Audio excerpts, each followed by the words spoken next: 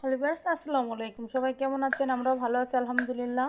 আজকে আপনাদের দেখাবো তাল শাঁসের পুলি পিঠা। প্রথমে তাল শাঁসগুলো কেটে নিয়ে ধুয়ে নিয়েছি, নিয়ে এবার ছুরি দিয়ে পিস পিস করে কেটে নিয়েছি, নিয়ে একটা প্লেটে রেখে দিয়েছি, দিয়ে এবার নারকেল কোড়ানো দিয়ে দিয়েছি, দিয়ে স্বাদ মতো চিনি দিয়েছি, আপনারা আপনাদের পরিমাপ মতো চিনি দেবেন, দিয়ে দুটো এলাচ দিয়েছি, দিয়ে এবার সুন্দর করে এটাকে মাখিয়ে নিয়েছি।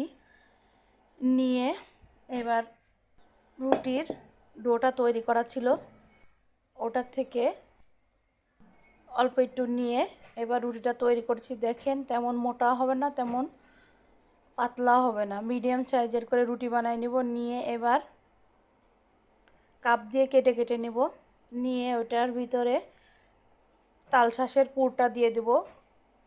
ছোট ছোট পিস করেছি, করে এর ভিতরে তাল শাঁসের পুরটা দিয়ে দেব, দিয়ে এবার মুখটা সুন্দর করে হাত দিয়ে আটকে দেব, দিয়ে এইবার কাঁটা চামচ দিয়ে সুন্দর করে ডিজাইন করে দেব। নতুন এই ডিজাইনটা আজকে আমি করেছি, এভাবে সুন্দর করে ডিজাইন করে দেব, দিয়ে এবার ছুরির সাহায্যে ভিতরে সুন্দর করে করে ঢুকিয়ে দেব। দেখেন কত সুন্দর ডিজাইন হয়েছে আর কত সুন্দর দেখতে হয়েছে, মাশাল্লাহ। আর এটা দেখতে যেমন সুন্দর, খেতেও তেমন সুস্বাদু। আপনাদেরকে দুটো করে দেখাচ্ছি। এই যে আমাদের দুটো পিঠা করা হয়ে যাচ্ছে। এভাবে আপনারা পিঠাগুলো বাসায় তৈরি করবেন। আমি যেগুলোই পিঠা বলেন, রান্না বলেন দেখাই, খুব সহজভাবে দেখাই, যা সবাই যেন করতে পারে। বাসায় অল্প কিছু উপকরণ দিয়েই সব তৈরি হয়ে গেল পুলি পিঠা। এখন ভাজার পালা। চুলায়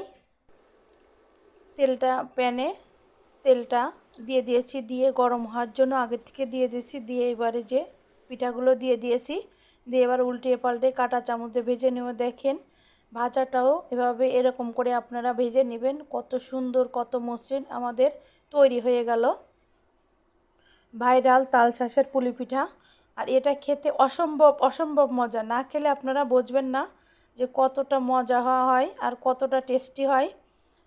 তাই সবাই বাসায় স্বাস্থ্যসম্মতভাবে পিঠা বলেন, রান্না বলেন করে নেবেন, নিয়ে সবাই খাবেন।